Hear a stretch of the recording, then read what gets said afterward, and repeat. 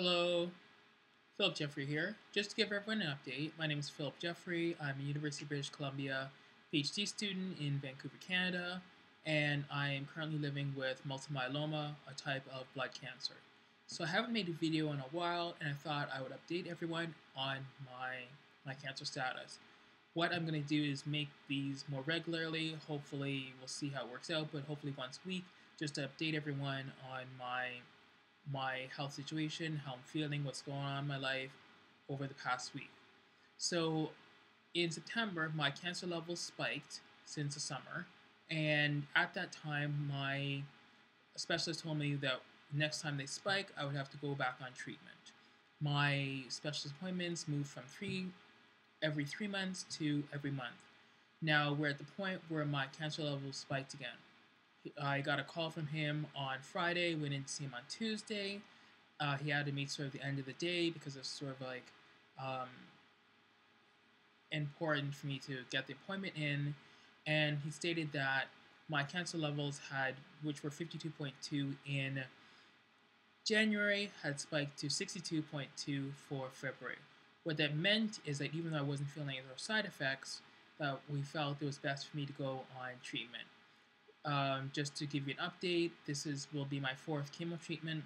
The first one was when I had stem cell transplant my own stem cells. That was intense, high dosage chemo where I was sort of like knocked down, uh, going into the hospital regularly for fluids, sort of thing.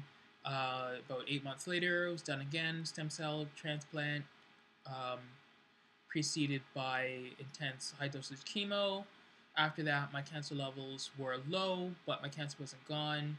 They stayed in sort of like this remission status for a while and then increased again.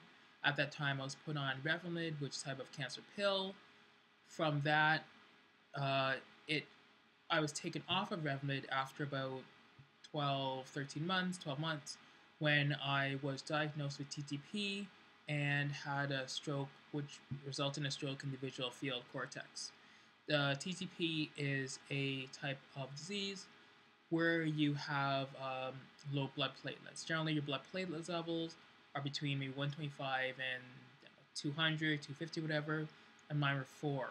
So what that meant was that me getting a cut, I could bleed out and die. There's a really, really high percentage of people that are not diagnosed with TTP that should have been diagnosed, and that's sort of like as a high failure rate. So I was really fortunate that I was diagnosed. But since that time, I have been off any sort of chemo treatment. Now we're at the point where my cancer level is spiked. It's time to go back on something. This time I'll be going on cyclophosphamide, which is a pills chemo. I'll take 10 every week. Dexamethasone, which I've been on from my previous chemo treatments. Dextromethasone is a steroid that I take in conjunction to the chemo treatment. I take 10 of those a week. And then I will also be going to the hospital for another chemo called Velcade. And Velcade, I take it in IV form, and it's done in the hospital in the cancer clinic every week. So each week I'll be taking these sort of 3 drugs on the same day.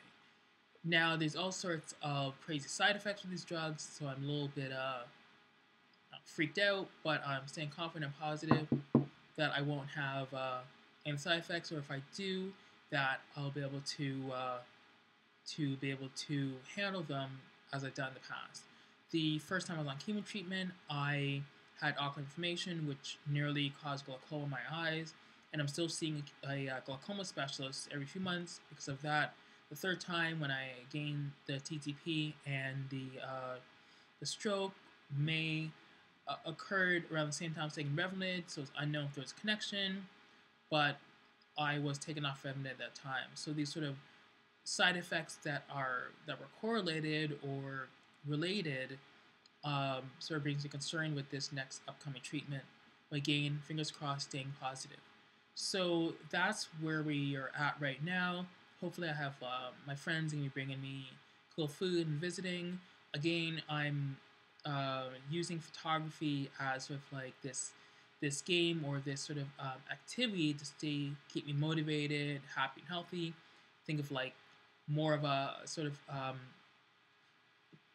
not really a point system, but more of like a win system for myself when I'm able to get out of the house and get out, take a creative photo, and that's sort of like, well, cool life. Like that's my sort of like win points for the day, being able to do that. So I'm finding that photography as a creative activity is an outlet that I'm using to help sort of stay positive and happy. Because generally, when you're on chemo, because I'm I don't know, single, unmarried, family lives far away, I'm um, independent doing this treatment, which is okay because my whole cancer I've done alone and stuff, so it's not a big deal. But to sort of like stay sort of active within my environment, it's important for me to sort of like stay happy and healthy and not sort of like just hide in my bed every day under the covers, crying "woe is me" sort of thing. So I am going to make it through this next treatment. I'm really positive that's going to go okay, and we will see what happens. And each sort of challenge, I'm going to sort of like conquer and do my best, to sort of like remain happy.